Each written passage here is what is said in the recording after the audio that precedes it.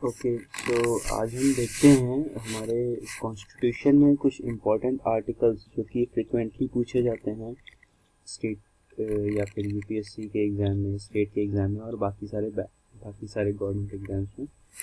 तो जैसा कि आप लोग जानते हैं कि आर्टिकल 1 to 51 ये बहुत ही फ्रिक्वेंटली पूछे जाते हैं, तो इनके लिए एक अलग से एक दोबारा देखेंगे इनको अलग वीडियो में, क्योंकि फिर ये बहुत लंबा वीडियो हो जाएगा। अभी हम देखते हैं 51 से आगे वाले आर्टिकल्स जो कि फ्रिक्वेंटली रिपीट होते हैं एग्जाम्स में। सो शुरू करते हैं। सबसे पहले आता है हमारा आर्टिकल नंबर 52। तो 52 जैसा कि हम देख रहे हैं कि जो हमारा प्रेसिडेंट ऑफ इंडिया है इसके बारे में है आर्टिकल नंबर 52। 52 के बाद है आर्टिकल नंबर 54। तो 54 जो है हमारा, 54 को हिंदी में बोलते हैं 54। तो 54 मतलब चुने वन, मतलब कि पहला जो भारत का नागरिक है। पता है सबको कि ये president is the first citizen of India. तो जो 54 से याद कर सकते हैं कि प्रेसिडेंट ऑफ इंडिया को चुनना है, चुने वन पहला नागरिक। आगे बढ़ते हैं। इसके बाद अगला आर्टिकल है आर्टिकल नंबर 63। 63 हमारा वाइस प्रेसिडेंट के बारे में बताता है। तो अभी हमने देखा 52 किसके लिए था, प्रेसिडेंट के लिए। वहाँ से 11 आगे 63 मतलब वाइस प्रेसिडेंट। फिर इसके बाद आगे बढ़ते हैं। 63 के बाद आता है आर्टिकल नंबर 66। 66 है किसके, वाइस प्रेसिडेंट के इलेक्शन के लिए। प्रेसिडेंट के इलेक्शन के लिए क्या था 54 और वाइस प्रेसिडेंट के इलेक्शन के लिए 66। ठीक है, तो इसके आगे बढ़ते हैं हम। इसके बाद चलते हैं आर्टिकल नंबर 72 पे। 72 बोलता है प्रेसिडेंट की जो पावर होती है पार्डन ग्रांट करने की, मतलब माफ़ी देने की। ठीक है, इन केस वो रेमिट कर सकता है, सस्पेंड कर सकता है, कम्यूट कर सकता है, ये सारी पार्डन दे सकता है। ठीक है, तो इसको कैसे याद करेंगे। 72 है तो 72 को हिंदी में बोलते हैं 72। तो 72 मतलब 72। तो 72 होने से बचा लो प्रेसिडेंट हमारी ज़िंदगी, मतलब हमको पार्डन दे दो। ठीक है, इसके बाद आगे बढ़ते हैं। तो नेक्स्ट हमारा है आर्टिकल नंबर 74। 74 बहुत ही कॉमन है, सबको ही पता है। ये काउंसिल ऑफ मिनिस्टर जो है वो एड एंड एडवाइस करती है हमारे प्रेसिडेंट को। ठीक है, फिर अगला आर्टिकल है आर्टिकल नंबर 75। तो आर्टिकल नंबर 75 के अंदर काफ़ी सारे प्रोविजंस हैं, एक एक करके देखते हैं। सबसे पहला प्रोविज़न जो है हमारा वो ये कहता है कि total number of ministers and minded including prime minister, not excluding prime minister, ये 15% होना चाहिए हमारी लोकसभा की स्ट्रेंथ का। और ये प्रोविज़न शुरू से नहीं था, इसको 91st अमेंडमेंट 2003 के थ्रू ऐड करा गया है। दूसरा प्रोविज़न है जो ये कहता है कि मिनिस्टर जो है अपना ऑफिस जो है वो होल्ड करते हैं किसके प्लेजर पे, प्रेसिडेंट के। ठीक है, प्रेसिडेंट के प्लेजर पे, प्राइम मिनिस्टर के प्लेजर पे नहीं। फिर अगला जो है इसका कि काउंसिल ऑफ मिनिस्टर, ये जो है हमारी कलेक्टिव रिस्पॉन्सिबल होती है किसके लिए, लोकसभा के लिए। ठीक है, लोकसभा के लिए कलेक्टिव रिस्पॉन्सिबल होती है, पार्लियामेंट के लिए नहीं होती है। इसके बाद जो है वो ये कहता है कि जो प्रेसिडेंट है वो दिलाएगा ओथ मिनिस्टर्स को। ठीक है, तो मिनिस्टर्स को ओथ कौन दिलाता है, प्रेसिडेंट। और प्रेसिडेंट को ओथ कौन दिलाता है, सीजेआई। ठीक है, और अगला जो है वो ये कहता है कि अगला क्लॉज वो ये कहता है कि अगर कोई मिनिस्टर सपोज करिए बन गया कोई भी बंदा और वो पार्लियामेंट का मेंबर नहीं है, कोई एमपी नहीं है, और 6 महीने से ज़्यादा उसके बीत गए, तो वो मिनिस्टर नहीं रह जाएगा। इसको हम दूसरी तरह से ऐसे भी समझ सकते हैं कि कई बार ये एमसीक्यू पूछ लिया जाता है कि क्या कोई बंदा बिना पार्लियामेंट का मेंबर बने हुए, मतलब बिना एमपी बने हुए मिनिस्टर बन सकता है। तो हाँ, वो बन सकता है, लेकिन मैक्सिमम 6 महीने के लिए, उससे ज़्यादा के लिए नहीं। अगला इसके बाद देखते हैं आर्टिकल नंबर 76। तो 76 जैसा कि आप देख रहे हैं यहाँ पे ए और जी को मैंने करा हुआ है, रेड करा हुआ है। तो इसको ऐसे याद कर सकते हैं। देखिए जो 7 है मेरा वो ए जैसा लगता है देखने में। ठीक है, जो 7 है वो ए जैसा लगता है और जो 6 है वो जी जैसा लगता है। तो इसको इससे याद कर सकते हैं, आर्टिकल नंबर 76 अटॉर्नी जनरल के लिए। फिर आता है आर्टिकल नंबर 78। आर्टिकल नंबर 78 की बात करते हैं तो ये बताता है कि प्रेसिडेंट हमारे प्राइम मिनिस्टर की कुछ ड्यूटीज़ हैं जो प्रेसिडेंट को उसको इन्फॉर्मेशन देनी पड़ती है। और कि मतलब हमारा जो वर्किंग है पार्लियामेंट की वो किस तरह से चल रही है, काउंसिल ऑफ मिनिस्टर ने क्या क्या डिसीज़न लिए हैं, वो सारी चीज़ें। इसके अलावा ये देखिए यहाँ पे प्रपोज़ल मैंने हाईलाइट करा हुआ है, तो जो आपकी एडमिनिस्ट्रेशन से रिलेटेड डिसीजंस चल रहे हैं वो तो देने ही देने पड़ते हैं, उसके अलावा प्रपोजल्स भी बताने पड़ते हैं। और उसके अलावा अगर प्राइम मिनिस्टर डिमांड करता है तो उसको काउंसिल ऑफ मिनिस्टर्स की वो सारी कंसिडरेशंस भी बतानी पड़ेंगी जो कि काउंसिल ऑफ मिनिस्टर ने कंसिडर कुछ करा होगा और मिनिस्टर ने उसके ऊपर डिसीजन भी लिया होगा, लेकिन वो क्या लिखा हुआ है यहाँ पे, but which has not been considered by the council, मतलब मिनिस्टर ने डिसीजन लिया लेकिन वो डिसीजन काउंसिल ने कंसीडर नहीं करा, तो उसको प्रेसिडेंट को बताना पड़ेगा। ये हमारे आर्टिकल नंबर 78 में आता है। इसके बाद चलते हैं आर्टिकल नंबर 82। आर्टिकल नंबर 82 हमारा कहता है कि रीएडजस्टमेंट आफ्टर ईच सेंसस, जो हमारा डिलिमिटेशन होता है ना कंस्टिट्यूएंसीज का, वो इस आर्टिकल के थ्रू होता है, आर्टिकल नंबर 82 के थ्रू। आगे चलते हैं, इसके बाद आता है आर्टिकल नंबर 102 102। तो 102 हमारा जो होता है वो मेंबर ऑफ पार्लियामेंट की डिस्क्वालिफिकेशंस बता रहा है। आपको पता है एंटी डिफेक्शन लॉ होता है, ठीक है। तो दो तरह से मेंबर्स को डिफेक्ट करा जाता है, एक तो प्रेसिडेंट करता है और एक आपका स्पीकर करता है, ठीक है। तो जो एंटी डिफेक्शन लॉ होता है आपका, एक तो शेड्यूल 10 के थ्रू होते हैं, वो वाला नहीं, ये दूसरा है, ठीक है। ये जो प्रेसिडेंट वाला डिस्क्वालिफिकेशन है वो है।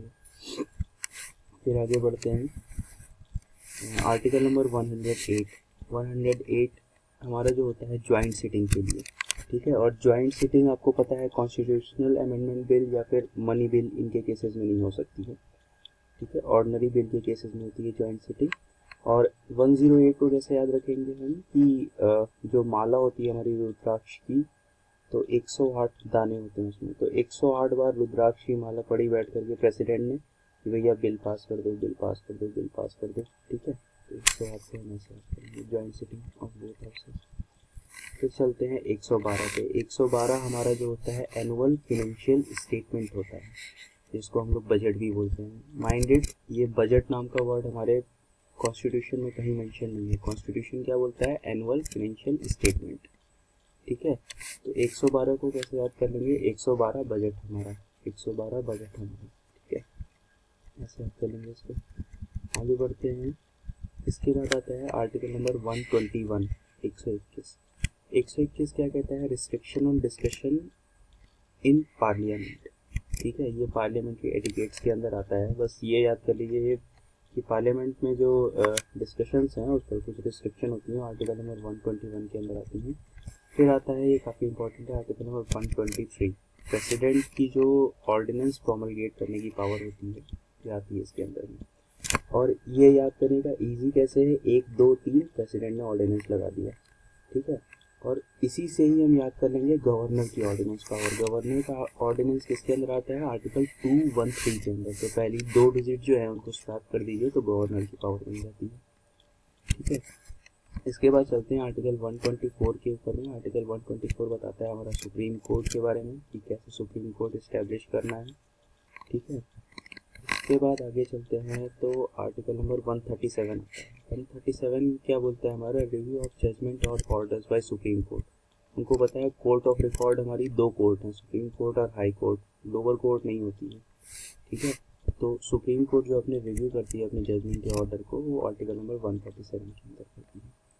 फिर आता है आर्टिकल नंबर 141। आर्टिकल नंबर 141 ये कहता है कि सुप्रीम कोर्ट ने अगर कोई लॉ डिक्लेयर करा तो ये बाइंडिंग होगा on all the courts in India. आपको पता है सुप्रीम कोर्ट हमारी सेंटर की जुडिशरी है, सेंटर जुडिशरी है, ठीक है।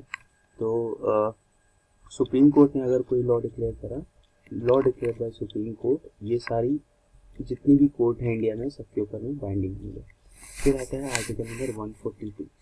142 क्या कहता है कि अगर सुप्रीम कोर्ट के कोई भी डिक्रीज हैं, कोई भी ऑर्डर्स हैं, तो इनको कैसे इन्फोर्स करा जाएगा, ठीक है, enforcement of decrease and orders of supreme court.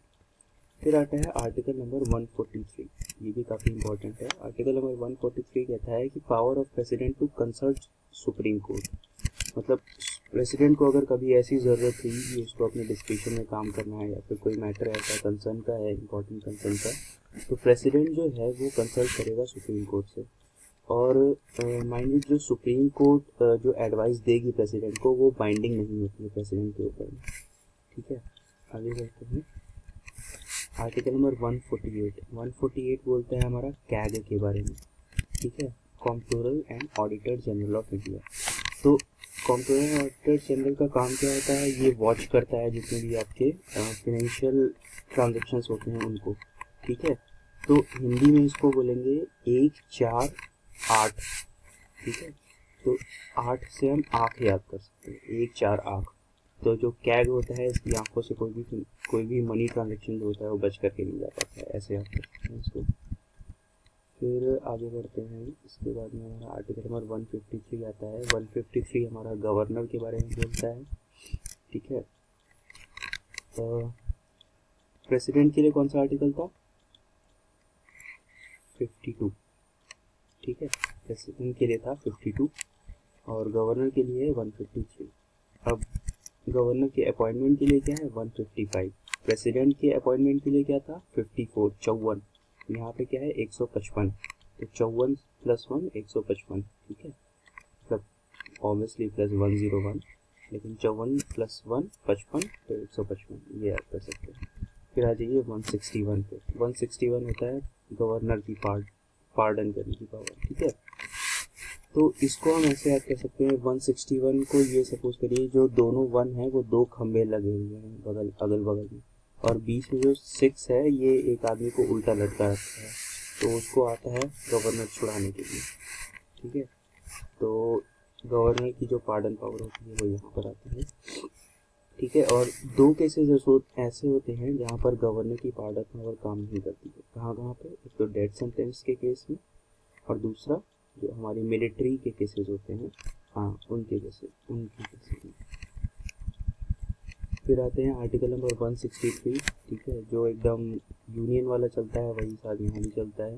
Council of minister जो होती है हमारी गवर्नर को एड एंड एडवाइस करती है। आर्टिकल नंबर 164, इसके अंदर भी वही सारे प्रोविजंस आते हैं कि नंबर ऑफ मिनिस्टर्स जो हैं इंक्लूडिंग चीफ मिनिस्टर, ये 15% से ज़्यादा नहीं होने चाहिए। लेकिन एक और क्लॉज है यहाँ पे कि जो नंबर ऑफ मिनिस्टर्स है इंक्लूडिंग चीफ मिनिस्टर, ये 12 से कम भी नहीं होना चाहिए। ठीक है, इसके कुछ एक्सेप्शंस भी हैं, वो हम बाद में देख लेंगे, जैसे JNK के लिए और वगैरह। और ये भी वही हमारा 91st अमेंडमेंट एक्ट 2003 से ऐड हुआ है। फिर मिनिस्टर जो हैं हमारे प्लेजर किसका होता है उनके ऑफिस के लिए? गवर्नर का होता है। और काउंसिल ऑफ मिनिस्टर कलेक्टिवली किसके लिए रिस्पॉन्सिबल होती है? ऑब्वियसली स्टेट लेजिस्लेटिव असेंबली के लिए होगी। ओथ कौन दिलाता है मिनिस्टर्स को? गवर्नर दिलाता है। ठीक है, और मिनिस्टर कितने टाइम तक मैक्सिमम कोई बंदा रह सकता है बिना MLA बने हुए? 6 महीने के लिए रह सकता है। ठीक है, अगला चलते हैं आर्टिकल नंबर 165। ये हमारा एडवोकेट जनरल के बारे में बोलता है। ठीक है, एडवोकेट जनरल। और अटॉर्नी जनरल के लिए क्या होता था? 7 जैसा और 6 हमारा G जैसा, तो अटॉर्नी जनरल के लिए होता था। यहाँ 165 है हमारा एडवोकेट जनरल के लिए। ठीक है, फिर इसके बाद आगे चलते हैं। जो स्टेट का हमारा बजट होता है वो आर्टिकल नंबर 202 के अंदर में आता है।